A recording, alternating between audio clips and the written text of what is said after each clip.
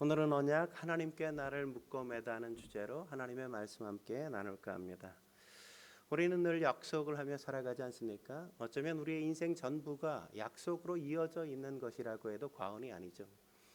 주일 11시 그러면 하나님께 예배드리는 시간으로 우리가 함께 약속했기 때문에 여기에 와서 함께 예배드리는 거 아니에요?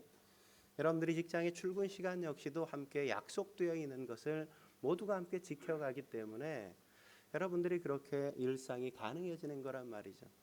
차 시간 역시도 꼬박꼬박 그렇게 정해진 시간에 와야만 모든 일상들이 가능해지는 거죠. 약속이라는 것은 그만큼 그래서 중요한 겁니다. 그런데 우리가 일상에서 그런 정해진 약속 말고 우리가 하는 약속들 가운데 약속을 지키기도 하고 약속을 때론 어길 때도 있지 않습니까? 어떤 분들은 지키지 못할 약속을 그냥 마구 해대는 그런 분들도 계시단 말이죠. 탈무드에 보면 약속에 대해서 이런 유명한 말이 등장하죠. 아이에게 무언가 약속하면 반드시 지키라. 지키지 않으면 당신은 아이에게 거짓말하는 것을 가르치는 것이 되어진다. 우리가 아이와 약속하고 그것을 지키지 않는 건 아이에게 거짓말하는 것을 계속해서 가르치게 되는 거란 말이죠. 약속을 지키는 게 얼마나 소중한지. 그건 단순히 아이에게 한 약속만 지키는 것, 그것만 중요한 게 아니라 우리에게 누군가 한 약속을 지키지 않는 것 자체는 내가 거짓말장이라는 걸 드러내는 것이고, 하나님 앞에 한 약속도 지키지 않는 건 내가 거짓의 아비, 사단의 자녀라는 걸 스스로 인정하는 것도 된다는 사실을 우리는 엄중하게 받을 필요가 있는 겁니다. 성경을 우리가 뭐라고 이야기합니까? 성경은 두 가지의 책으로 이루어져 있죠. 구약과 신약으로 이루어져 있지 않습니까? 오래된 언약이라고 이야기해서 구약이라고 이야기하는 거고, 새로운 언약이라고 해서 신약 이렇게 이야기한단 말이죠. 오래된 언약과 새로운 약속이 하나로 연합된, 합쳐진 것, 그게 바로 성경이란 말이죠. 그래서 하나님을 가르쳐 우리가 언약의 하나님이다 이렇게 우리가 이야기하는 겁니다. 오늘 본문은 하나님과 언약을 체결하는 언약 체결식에 관한 내용이 바로 오늘 본문의 내용인 겁니다. 장면인 거란 말이죠. 여러분이 좀 오래되었지만 출애굽기 20장 1절부터 뭐가 시작되어지죠? 율법이 시작되어지죠. 20장 1절부터 뭐가 시작되어집니까? 17절까지 10계명이 이렇게 기록되어 있는 걸 우리가 확인할 수 있지 않습니까? 그리고 뒷부분에 출애굽기 20장 22절부터 시민법이 기록되어져 있는 것들을 지난주까지 우리가 살핀 그 본문까지가 시민법이 기록되어 있는 걸 우리가 확인할 수 있단 말이죠. 이렇게 하나님께서 말씀하신 언약의 내용들을 모두가 함께 하나님과 이스라엘 백성들이 동의하고 그것들을 언약으로 받아들이고 체결하는 의식이 바로 오늘 본문의 사건, 내용이란 말이죠. 여러분, 우리가 율법 그러면 세 가지로 구분되어 있어요.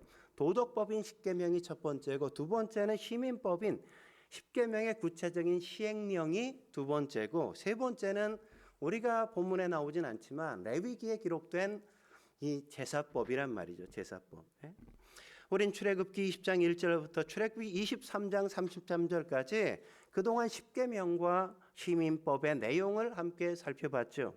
그리고 오늘 그 모든 걸 백성에게 모세가 전해주고 이것을 하나님과 맺는 언약으로 우리가 체결할 거냐, 동의를 구하고 함께 언약을 거행한단 말이죠. 그래서 3절에 뭐라고 이야기합니까? 3절에 이렇게 이야기하죠. 같이 읽어볼까요? 시작. 모세가 와서 여호와의 모든 말씀과 그의 모든 율례를 백성에게 전하매 그들이 한 소리로 응답하여 이르되 여호와께서 말씀하신 모든 것을 우리가 준행하리이다. 모세가 하나님께 그 모든 율법을 듣고 와서 백성에게 이렇게 언약을 하나님께서 맺겠냐고 우리에게 얘기하는데 맺겠습니까? 라고 백성들에게 물으니까 백성들이 뭐라고 얘기해요? 우리가 다 준행하겠습니다. 이렇게 고백하는 걸 우리가 확인하잖아요. 여러분, 사실 언약이라는 단어는 하나님께서 자신을 언약의 당사자인 사람에게 묶어매고 사람도 하나님에게 나의 인생을 걸고 묶어매고 산다는 게 바로 언약이라는 단어의 가진 의미란 말이죠. 우리가 하나님과 언약을 맺는다는 건 하나님은 우리를 당신에게 묻고 살겠다는 것이고, 우리가 하나님과 언약한다는 건 우리의 삶을 하나님께 묻고 살겠다는 다짐인 것과 같은 겁니다. 그렇다면 하나님께 나를 메어 묶을 때 하나님은 어떻게 하실까요? 첫째로 하나님은 우리를 설득하셔서 우리가 자발적으로 따르게 하신단 말이에요.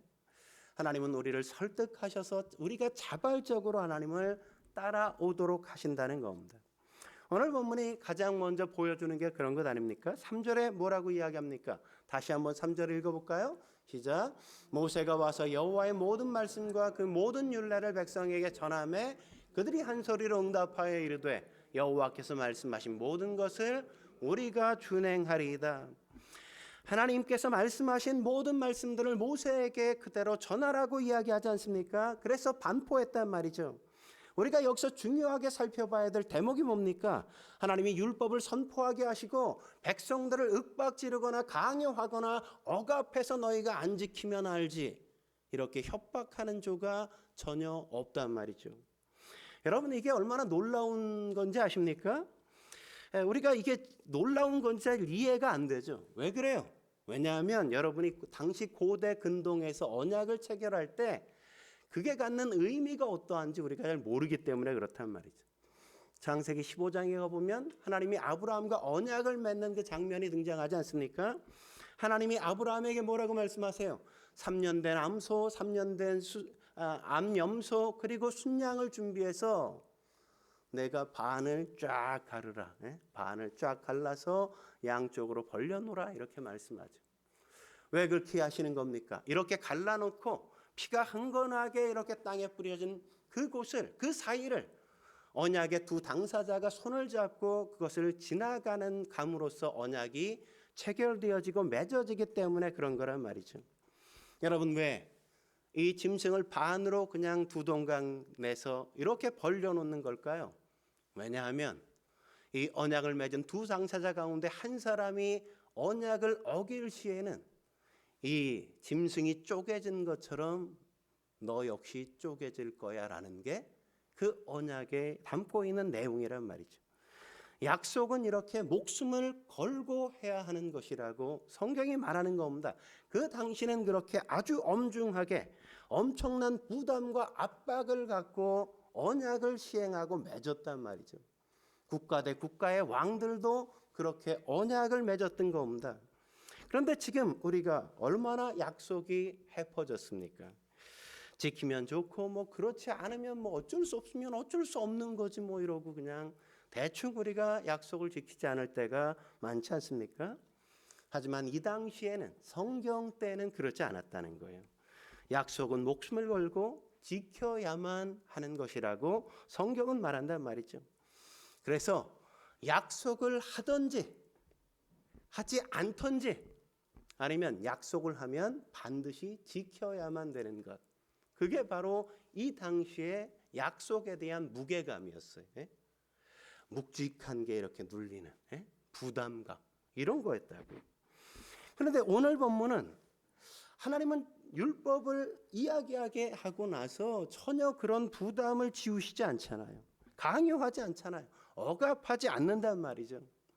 여러분, 창세기 15장을 여러분이 아시면 오늘 가서 잘 보시면 거기서도 마찬가지예요. 아브라함과 언약을 맺을 때도 하나님께서 아브라함에게 그 세 마리의 그 짐승을 반을 쫙 쪼개서 이렇게 쭉 벌려놓게 했어요. 그리고 아브라함이 그냥 막 벌려놓으니까 막 이것저것 새들이 날아와서 쪼아 먹으려고 하니까 그 새를 막 쫓다가 피곤해서 잠이 들었어요. 잠깐. 그때 하나님께서 타는 횃불로 임하셔서 그 쪼갠 사이를 혼자 지나가신다고요. 혼자 지나가시고. 왜 혼자 지나가신 걸까요? 하나님이 왜 그렇게 하십니까? 사실 누구 보고 지나가라고 이야기해야 돼요? 하나님은 약속을 어기실 수 있을까요?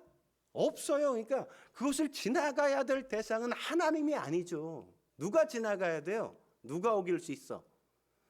아브라함이 어겨도 어길 가능성이 높잖아요. 그러니까 야 아브라함, 너 똑바로 들어. 너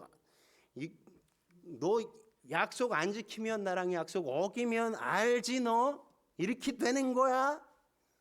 이렇게 해야 정상적이잖아요. 에? 이해가 안 돼요, 그래도? 그게 정상적이란 말이죠. 약속을 어길 가능성이 있는 사람, 그런 사람에게 그것을 지나가게 해야 너 반드시 지켜야 돼, 이런 각오를 다지게 만들잖아. 네?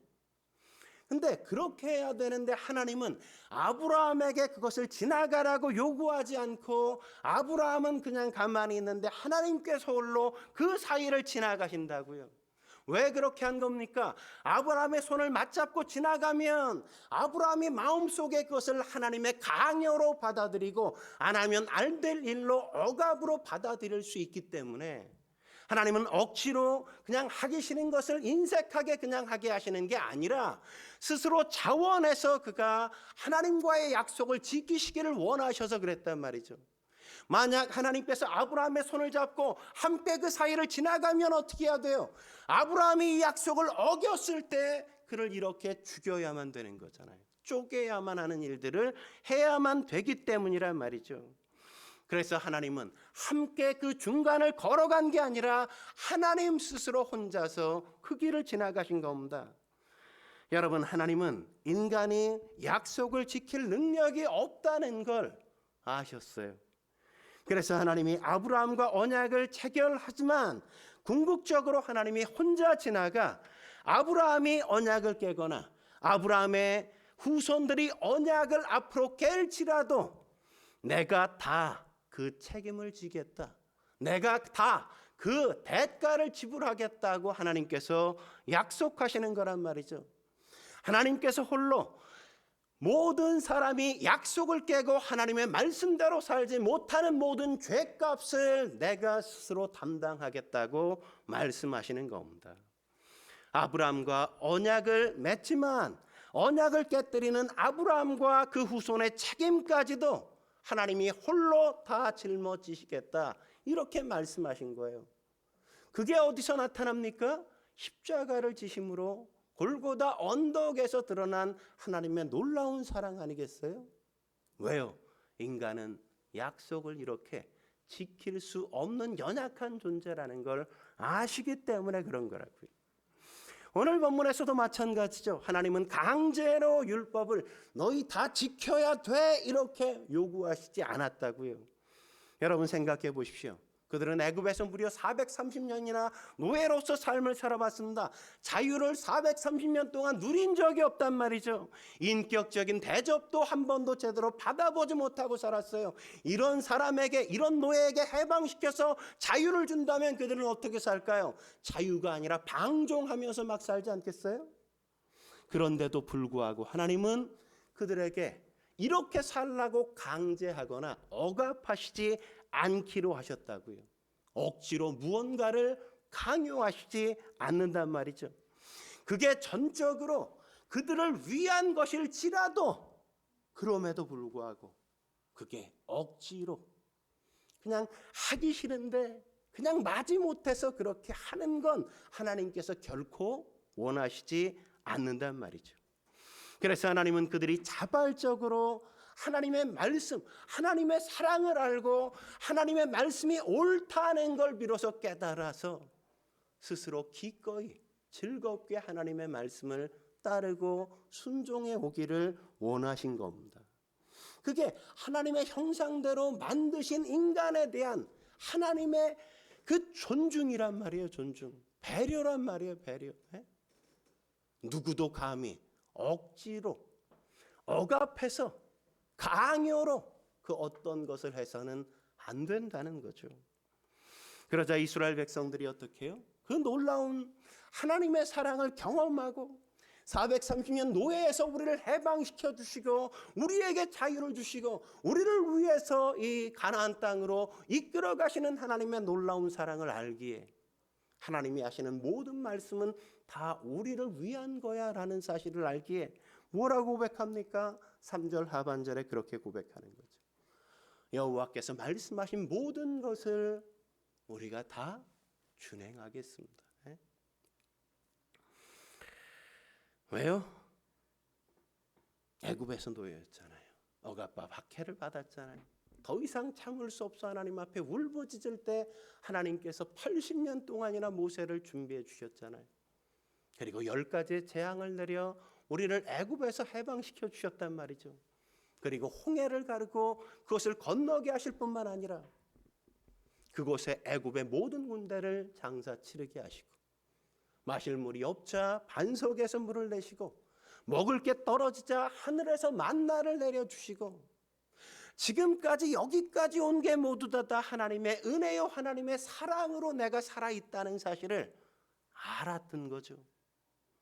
오늘도 역시 내가 이렇게 생존할 수 있는 것, 내가 살아 숨 쉴 수 있는 것, 이 모든 것들을 누리는 것 자체가 하나님의 전적인 은혜가 아니면 불가능하다는 걸 알기에 앞으로 우리에게 주어지는 모든 날들 역시도 하나님의 그 은혜 앞에 맡기며 그 말씀에 따르겠다고 자발적으로 순종하게 되어지는 것 아닙니까?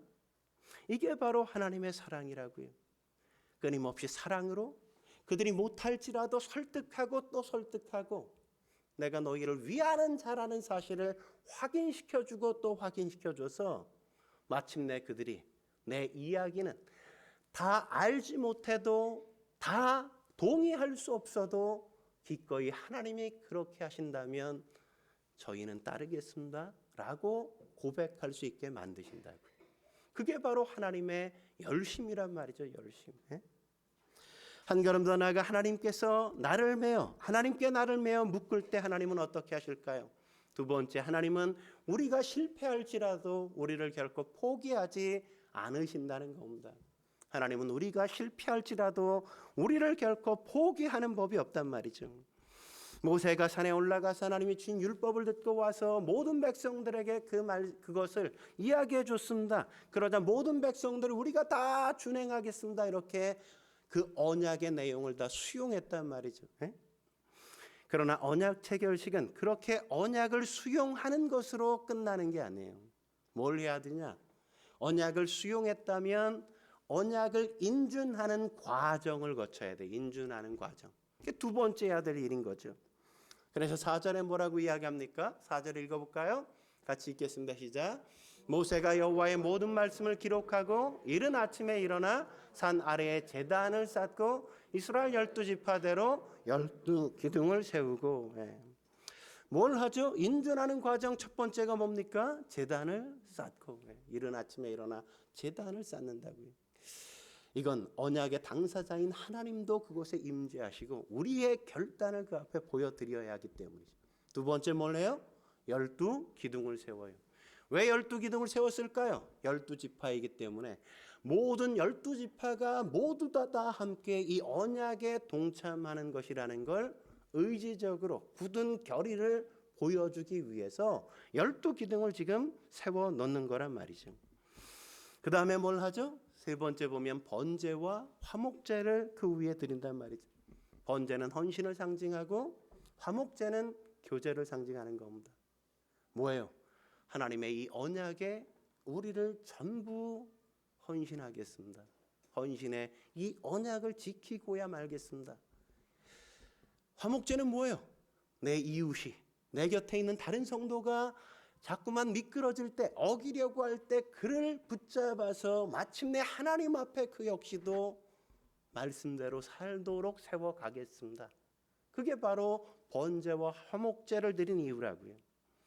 근데 여기서 우리가 주목해 봐야 될 게 6절이에요. 6절. 6절에 뭐라고 이야기하냐? 이런 대목이 있단 말이죠. 같이 한번 읽어볼까요? 6절 시작. 모세가 피를 가지고 반은 여러 양푼에 담고 반은 제단에 뿌리고. 번제와 화목제를 드리기 위해 뭘 잡아야 돼요? 소를 잡아야 돼요. 소를 잡는데 소를 잡아서 목을 딱 따면 어떻게 해요? 피가 막 나오잖아요. 여러분 돼지 안 잡아봤어요? 시골에서 살 때 명절 때 되면 돼지나 뭐 이런 걸 잡았어요. 그러면 딱 잡고 목을 딱 따면 목에서 이제 피가 막 나와요. 그러면 양동이 갔다가 그 피를 여기저기 다 받아요. 다 받아. 그걸 놔두면 나중에 이제 선지가 되는 거죠. 선지가. 근데 그렇게 다 담아서 어떻게 하라 그랬어요? 반은 하나님의 제단에 드리고 그리고 반은 어떻게 해요? 8절에 보면 백성들에게 뿌리고 백성들에게 뿌렸어요. 그러니까 하나님 앞에 반은 제단에 드리고 반은 그냥 백성들에게 다 피를 막 뿌렸다고요. 뿌렸어요. 그러니까 백성들의 모든 백성에게 그냥 피냄새가 진동하는 거죠. 진동하는 거. 그러니까 언약이라는 건 뭐냐? 피에 관한 것이라고요. 피에 관한 것. 히브리서 9장 22절에 뭐라고 이야기합니까? 피 흘림이 없은즉 사함도 없느니라. 피 흘림이 없으면 죄 사함 역시 없다고요. 그래서 나중에 인간들이 자꾸 이 언약을 율법을 어기다 보니까 뭘 해야 돼요? 끊임없이 동물을 데려다가 끊임없이 제물로 잡고 또 잡고. 그게 언제까지? 예수님이 오실 때까지 수없이 인간의 하나님의 말씀 이 언약을 깨뜨린 것 때문에 수없이 많은 짐승이 대신 죽어야만 됐다고요. 제물이 돼야만. 여러분, 동물 제물을 드릴 때 어떻게 하는지 아십니까? 동물 제물을 죄진 사람이 죄지면 딱 동물 하나를 갖고 온 거예요. 왜냐하면 죄의 삭은 사망이니까. 내가 죽어야 되는데 내가 죽을 수 없으니까 나 대신 동물을 잡는 거예요. 죽이는 거예요. 그래서 동물을 갖고 오면 제사장이 잡지 않아요. 여러분이 딱 예배 때 딱 오면 짐승 하나 딱 갖고 오면 그냥 내가 헌금 딱 드리면 완스타 목회자가 다 알아서 하는 게 아니라 딱 갖고 오면 내가 갖고 온 짐승에게 내가 죄 지은 것을 머리에 손을 얹고 짐승의 머리에 손을 얹고 내 죄를 거기다 고백하면 이 내 죄가 이 짐승에게 전가가 일어나는 거예요. 그리고 나서 이 짐승을 내가 죽어야 되는데 이 짐승을 대신 죽습니다라고 내가 그 짐승을 잡고 그 목을 따고 그 피를 다 받고 그리고 하나님의 제단에 드리고 이 짐승의 각을 내가 다 뜨는 거예요. 조각조각 내서 하나님의 제단에 불사르는 거라고요. 내가 지은 죄의 대가가 얼마나 크고 무서운 것인지, 죄의 삭은 사망이라는 게 얼마나 엄청난 건지, 그렇게 내가 죄를 지을 때마다 짐승을 가지고 와서 내가 그것을 잡고 피를 내고 그 각을 떠서 제사를 드리면서 죄를 짓지 않고자 하는 굳은 의지와 결연한 자세를 경지하는 거라고요. 저는 이 설교를 준비하면서 그런 생각을 해봤어요. 우린 자주는 아니더라도 한 달에 한 번은 좀 이렇게 소를 갖고 와서 한 마리씩 잡게 해야 되나? 각자 지은 죄들을 이렇게 고백하게 만들어야 되지 않을까? 너무 그냥 주님 제가 잘못했습니다 이러고 그냥 한마디로 퉁치고 넘어가니까 너무 죄 짓는 걸 너무 가볍게 여기는 거 아닌가? 오늘 언약을 인준하면서 양풀의 피를 받아서 반은 제단에 뿌리고 반은 백성들에게 막 뿌렸단 말이죠. 그러니까 전부 그냥 다 피범벅이가 되어진 거예요. 그러니까 피 비린내가 그냥 진동했다고요, 온 땅에. 이렇게 온 몸이 피범벅이가 되어지고 진동하는 피비린내를 맡으면서 이스라엘 백성들이 이렇게 내가 죽을지라도 하나님의 말씀을 결코 어기는 일은 있지 않을 겁니다 라고 다짐한 거라고요. 나는 목숨을 걸고 하나님의 율법을 지켜가겠습니다라고 고백한 겁니다. 이 얼마나 결연한 의지의 순간이에요. 멋지지 않습니까? 근데 여러분 어땠을까요? 지켰을까요? 40일도 못 되어서 그들이 그렇게 약속한 것들을 어기게 되어지잖아요. 모세가 하나님을 만나러 시내산에 올라가자 그들이 금송아지, 황금송아지를 만들고 그것에 절하면서 하나님의 율법을 깨뜨리고 어기는 일을 시작하지 않습니까? 그로부터 800년이 흐른 뒤에 하나님은 예레미야 선지자에게 이렇게 말씀하시는 걸 우리가 성경에서 확인할 수 있죠. 예레미야 31장 32절 같이 읽겠습니다. 시작. 이 언약은 내가 그들의 조상들의 손을 잡고 애굽 땅에서 인도하여 내던 날에 맺은 것과 같이 아니할 것은 내가 그들의 남편이 되었어도 그들이 내 언약을 깨뜨렸음이라. 여호와의 말씀이니라. 언약을 어겼다고요? 언약을 지키지 않았다고요? 여러분, 얼마나 거창하게 언약을 내가 다 지키겠습니다 약속했습니까? 제단을 다시 쌓고 12기둥을 지파대로 다 세우고 소를 잡아서 그것을 피를 뽑고 그것을 모든 사람에게 뿌려가면서 내가 이 약속에 목숨을 걸겠습니다 라고 다짐하면서 약속했건만 그들은 그 약속을 지키지 못했다고요. 한 번만? 아니요. 그 이후로 계속 반복해서 약속을 어기고 또 어기고 또 어기고 또 어기면서 지금까지 800년 동안이나 왔다고요. 그런데 그럼에도 불구하고 에이 됐어 이러고 하나님이 이스라엘 백성을 버리시지 않고 포기하지 않으셨다고요. 예레미야 31장 33절에 뭐라고 이야기합니까? 이렇게 말씀하시잖아요. 같이 읽어볼까요? 시작. 그러나 그날 후에 내가 이스라엘 집과 맺은 언약은 이러하니 내가 나의 법을 그들의 속에 두며 그들의 마음에 기록하여 나는 그들의 하나님이 되고 그들은 내 백성이 될 것이라. 여호와의 말씀이니라. 계속 실패하고 또 지키지 않고 또 어기고 또 배반하고 그렇게 수없이 함에도 불구하고 하나님은 그럼 관둬라고 우리를 포기하거나 내버리시지 않고 하나님은 그들이 어떻게 하면 이 언약을 잘 지킬까를 다시 생각해 내셔서 언약을 갱신해 주시고 새로운 언약을 그들과 맺어 주시는 하나님의 사랑을 우리가 끊임없이 성경 속에서 확인하는 것 아닙니까?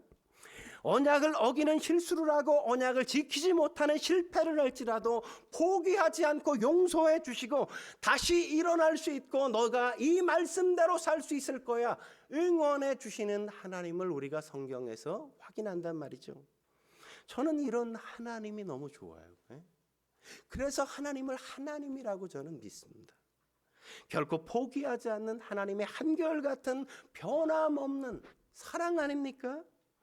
예수님도 십자가를 지러 가기 전날 밤 최후의 만찬에서 뭐라고 이야기합니까? 이것은 내일 너희를 위하여 찢길 내 몸이니 하면서 떡을 떼어 주셨죠. 그리고 이것은 너희를 위하여 흘릴 나의 피니 너희가 받아 마시라. 그러면서 떡과 잔을 나눠주시지 않았습니까? 왜 그러신 겁니까? 그리스도의 피만이 우리의 죄를 극복하게 만들고 우리를 죽음에 넘어가지 않게 만들기 때문 아니겠습니까? 그래서 우리가 율법을 지키려고 아무리 몸부림을 친다고 해도 그게 잘 지켜지지 않잖아요. 지키려고 하면 할수록 더 지키지 못하는, 이만큼 지켰다 자랑하는 그 순간 바로 지키지 못한 것을 우리에게 확인시켜 주시는 그런 것들을 우리가 얼마나 많이 만납니까? 그게 우리의 본성이고 죄의 본성이란 말이죠. 안 하려고 하면 더 하는 게 바로 죄의 본성이라고요. 그래서 주님께서 이 모든 것들을 우리에게 다 보게 하신 뒤에 너희가 그렇게 못하고 지지리도 못났을지라도 나는 결코 너희를 포기하지 않아. 내 사랑은 변하지 않아. 그것을 말씀하시는 겁니다. 부부가 한 몸을 이루는 것처럼 너희가 스스로 못하니까 내가 너희 안에 들어가 너희와 한 몸을 이룰게. 너희 안에 내가 거할게. 그래서 너희 안에서 내가 너희가 할 수 있도록 거둘게. 이렇게 말씀하시는 거죠. 그러므로 사랑하는 성도 여러분, 우리가 실패하고 말씀대로 살지 못한다고 할지라도 너무 낙심하지 말라고, 너무 자학하지 말라고요. 하나님은 다 아세요. 그럼에도 불구하고 하나님 죄송합니다 하고 하나님 앞에 나아가야 한단 말이죠. 내가 다시 한번 하나님의 말씀대로 살아보겠습니다라고 고백하며 주님 앞에 나아갈 수 있어야 돼요. 왜요? 하나님이 우리를 포기하지 않기 때문인 거죠. 연약한 건 죄가 아닙니다. 실수할 수 있고 실패할 수 있다고요. 하지만 노력하지 않는 건 죄인 겁니다. 노력하지 않는 것. 마지막으로 하나님께 나를 매어 묶을 때 하나님은 어떻게 하실까요? 세 번째, 하나님은 언약 백성에게 하나님과의 교제를 기꺼이 허락하신단 말이죠. 하나님은 언약 백성에게 하나님과의 교제를 기꺼이 허락하신다고요. 9절에서 11절의 말씀이 바로 그것 아닙니까? 언약의 식사가 함께 여기에 그려져 있죠. 같이 한번 읽겠습니다. 시작. 모세와 아론과 나답과 아비후와 이스라엘 장로 70인이 올라가서 이스라엘의 하나님을 보니 그의 발 아래에는 청욕을 편 듯하고 하늘같이 청명하더라. 하나님이 이스라엘 자손들의 존귀한 자들에게 손을 대지 아니하셨고 그들은 하나님을 뵙고 먹고 마셨더라. 여러분, 그들이 하나님을 뵙고 먹고 마셨더라. 얼마나 경이로운 장면입니까? 여러분, 성경에 하나님을 본 사람이 있다고 이야기하던가요? 성경에 하나님을 본 사람이 있어요, 없어요? 없어요. 예? 하나님을 볼 수 있어요, 없어요? 없어요. 예? 왜죠? 하나님을 보고서 살 사람이 없기 때문에 성경은 하나님을 본 자는 없다 이렇게 말씀하신다고요. 예? 누구도 하나님을 보지 못했을 뿐만 아니라 앞으로도 하나님을 볼 자는 없다고 성경이 말하지 않습니까? 그런데 오늘 본문엔 뭐라고 얘기해요? 오늘 본문의 9절에 보면 10절에 보면 뭐라고 얘기합니까? 이스라엘의 하나님을 보니라고 이야기하고 11절의 마지막 절에도 그들은 하나님을 뵙고라고 말하는 걸 우리가 볼 수 있잖아요. 어떻게 이게 가능했을까요? 그들이 어떻게 하나님을 봤을까요? 만났을까요? 그들이 죄를 짓지 않았기 때문입니까? 그들이 완벽한 삶을 살았기 때문일까요? 그들이 완벽한 깨끗한 인생, 청결한 삶을 살아봤기 때문에 그들이 하나님을 볼 수 있는 특권이 주어졌을까요? 그게 아니라고요. 성경엔 그 이유를 뭐라고 얘기합니까? 하나님께서 손을 대지 아니하셨다 이렇게 얘기하죠. 예? 원래는 여기서 손댔다는 건 죽이시지 않으셨다 이런 의미예요. 예? 왜요? 왜 죽이시지 않았을까요? 언약을 맺었잖아요. 나는 이제 그들의 하나님이 되고 그들은 내 백성이 될 거야. 약속하셨잖아요. 약속하셨어. 그렇기 때문인 거란 말이죠. 예? 하나님은 이제 그들의 하나님이 되시고 그들은 이제 하나님의 백성이 되었기 때문에 그들을 죽이시지 않고 그들에게 당신을 나타내 보여주시고 이제 그들이 내 앞에 나와서 나와 함께 교제하는 걸 하나님은 기꺼이 허락하시기 시작하셨다고 이야기하는 겁니다. 하나님의 백성들이 이제 하나님 앞에 나와 자유롭게 교제할 수 있도록 하나님께서 그들에게 당신을 드러내 보여주시는 것을 기뻐하셨다는 거죠. 이게 바로 언약의 식사, 언약의 파티인 겁니다. 이게 얼마나 놀라운 광경이냐면 10절에 뭐라고 이야기합니까? 이 장면을 뭐라고 기록해요? 그 발에는 청욕을 펀 듯하고 하늘같이 청명하더라. 발 아래가 하늘같이 청명해.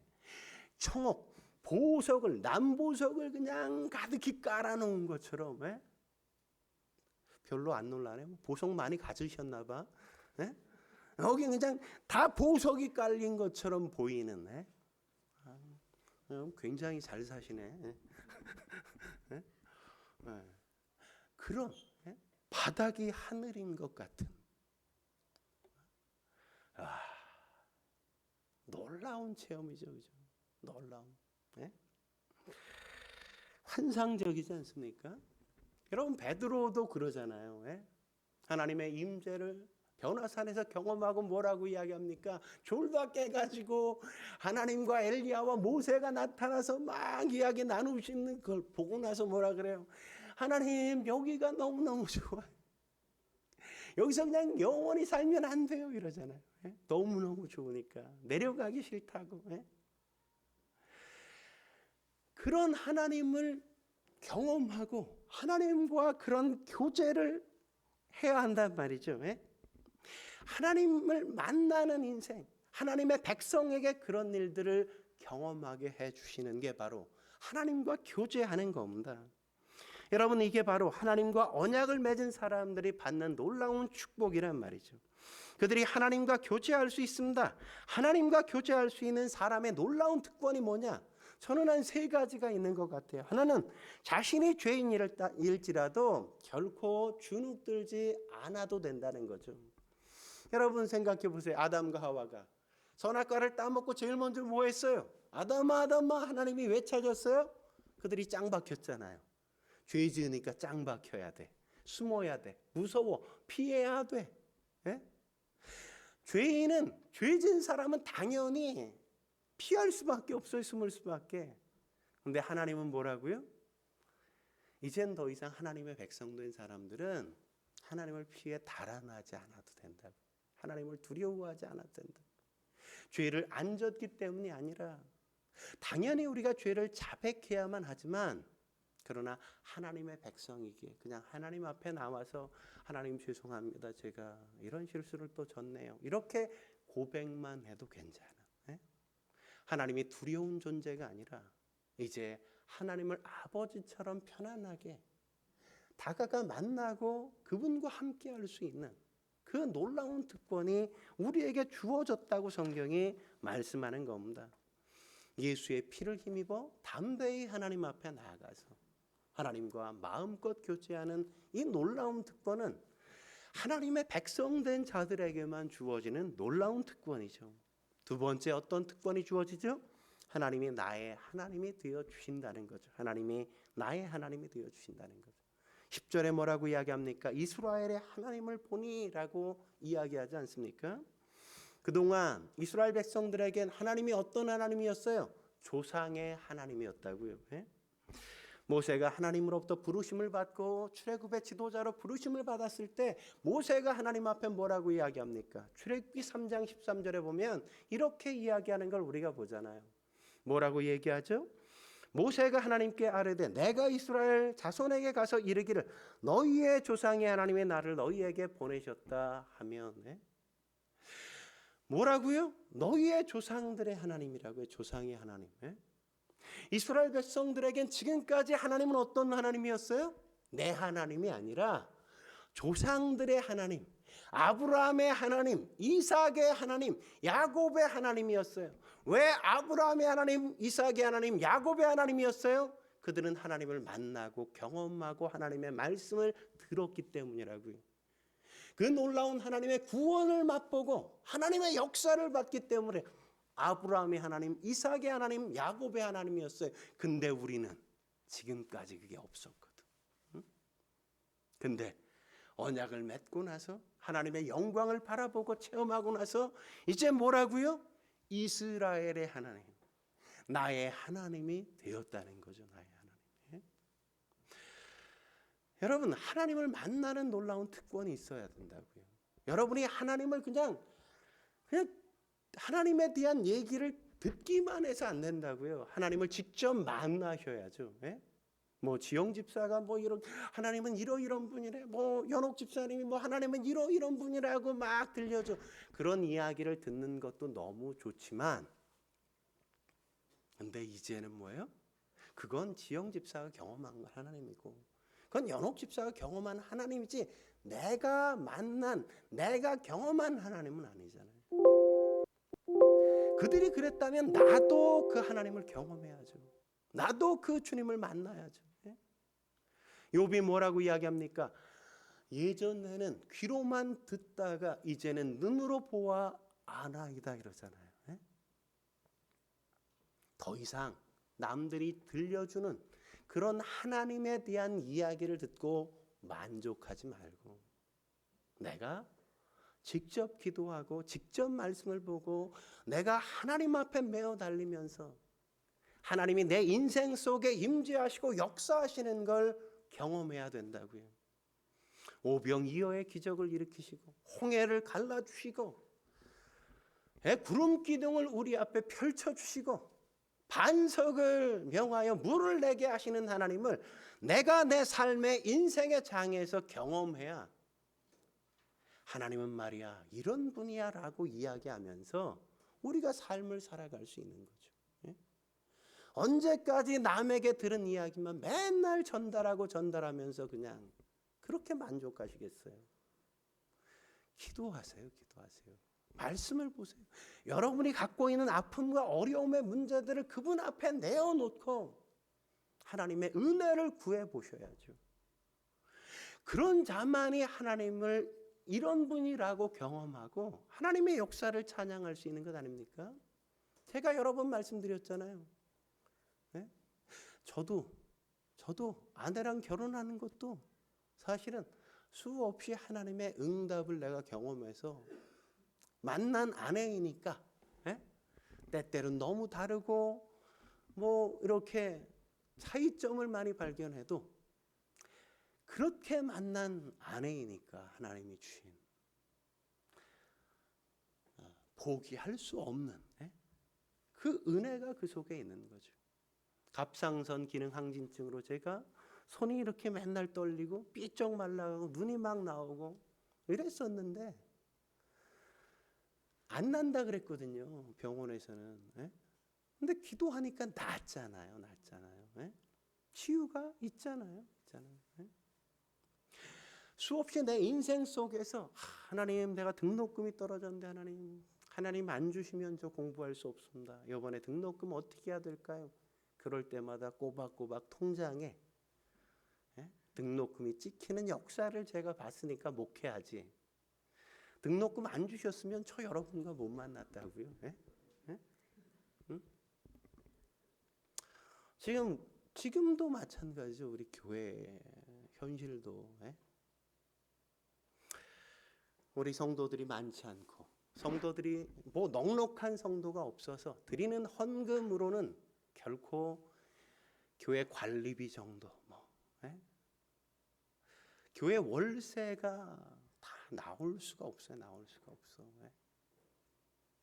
개척 지금 8년째인데 한 번도 우리가 스스로 만든 그 헌금으로 월세와 관리비를 드려본 적이 없어요. 근데 8년을 하루같이 하나님께서 매달 그렇게 채워주시고 공급해 주셔서 우리가 함께 예배 드리는 건 역시도 하나님이 살게 하시지 않으면 교회를 세우시고 이끌지 않으면 안 된다는 걸 날마다 경험하게 해주시는 것 아닙니까? 그런 걸 내 인생 속에 내 개인의 삶 속에서 경험해야 된다고요. 그게 없으면 신앙은 그냥 귀신앙이야. 귀만 그냥 커진 그게 아니라 삶으로 하나님을 만나는 그 신앙이 되셔야 돼요. 세 번째, 광야의 기다림을 이기게 해주신단 말이죠. 기다림을 이기게. 여러분 이 사건 뒤에 여러분이 12절부터 18절까지 읽어보면 무슨 사건이 나옵니까? 모세가 하나님을 만나러 시내산에 올라가고 남은 백성들이 이제 그 뒤에 뭘 할까요? 기다리는 40일의 기간 기다려야 되는데 그들이 황금 송아지를 만드는 기다리지 못하는 기다림의 시간을 기다리지 못하는 안타까운 사실이 기록되어 있죠.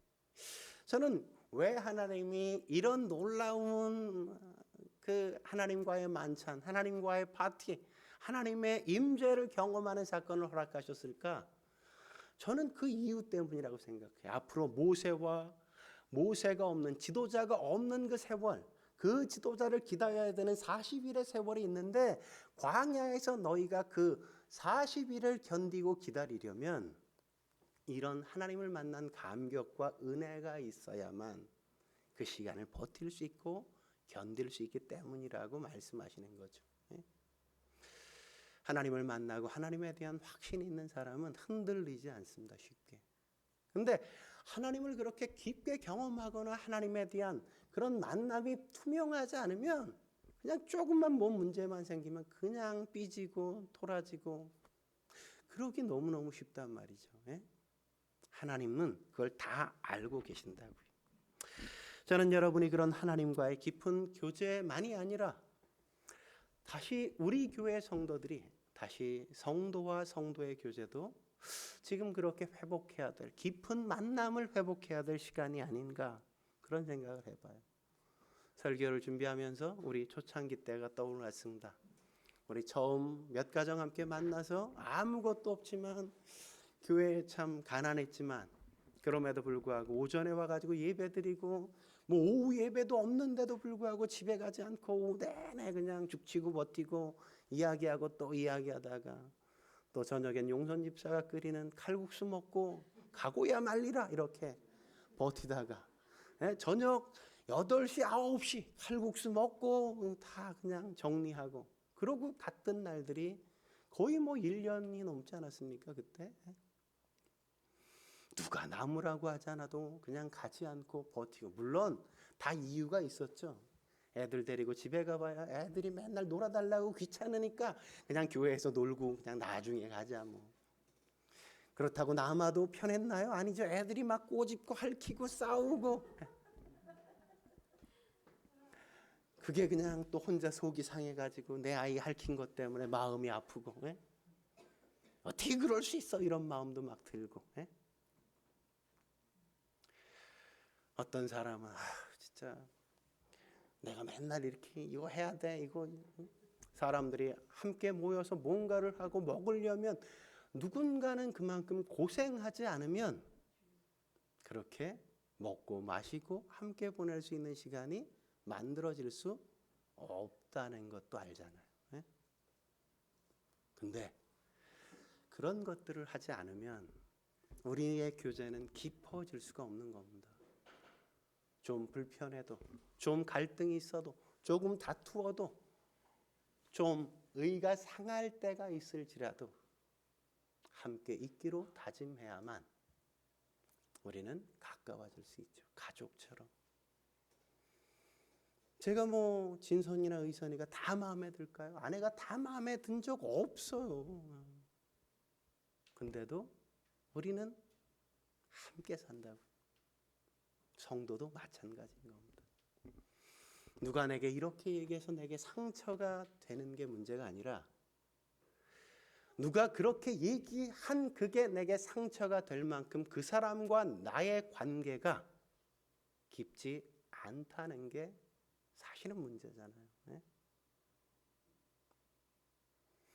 내가 이렇게 얘기했더니 그 사람이 상처받았대.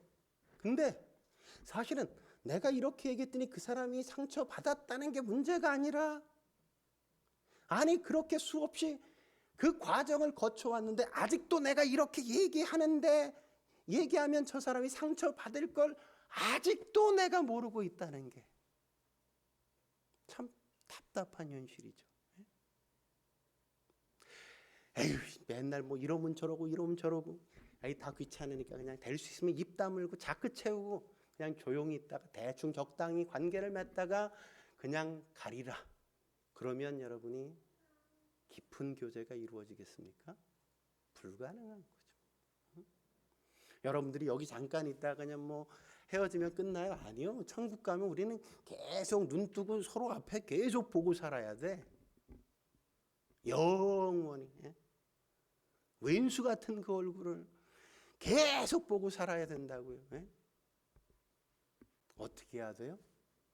우리는 지금 조금 불편해도 이제 더 깊은 교제를 해가려고 부단히 노력하고 애쓰고 상처가 돼도 그것을 끄집어내고 또 이야기해보고 다시 내가 이야기해서 또 상처를 받아도 또 내가 조금씩 말을 바꿔가면서 맞추어가는 하나하나 그런 노력이 필요한 거죠. 그래야만 우리는 깊은 교제의 행복과 함께 사는 인생의 즐거움과 또 한 사람의 인생의 동반자를 만날 수 있는 겁니다.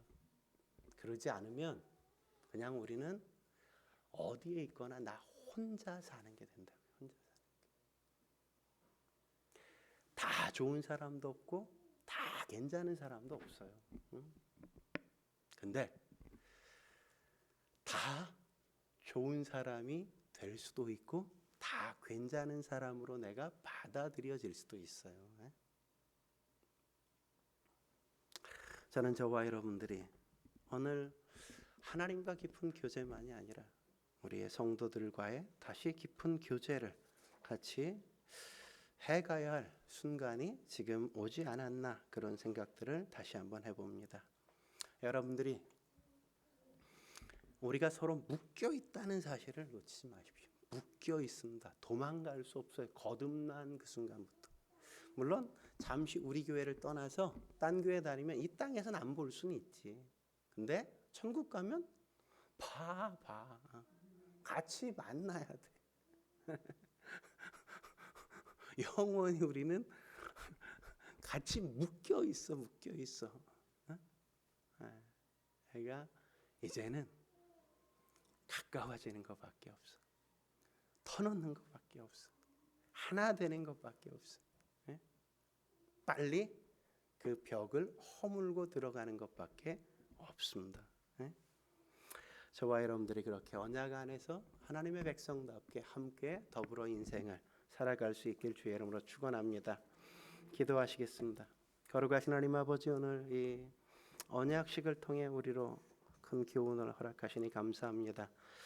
하나님이 얼마나 우리를 사랑하셨는지, 우리의 실수와 잘못에도 불구하고 하나님의 한결같은 사랑은 변함이 없었는지, 하나님의 가슴이 찢어져도 여기저기 상처가 나도 결코 그 상처를 내는 이스라엘 백성을 포기하지 않으신 것처럼 우리를 그렇게 포기하지 않아 우리가 지금 여기에 있음을 주 앞에 고백합니다. 하나님, 우리가 하나님처럼 그렇게 우리의 가슴에 우리의 삶에 상처를 내는 사람들까지도 넉넉하게 품고 사랑할 수 있도록 주여 우리의 가슴을 넓혀 주시고 우리의 생각을 넓혀 주시며 부정적인 생각이 아니라 긍정적인 생각으로 하나님처럼 품고 넓혀가는 인생 살아갈 수 있게 주여 도와 주옵소서. 오늘도 함께 하신 주님께 감사드리고 예수님의 이름으로 기도드립니다. 아멘.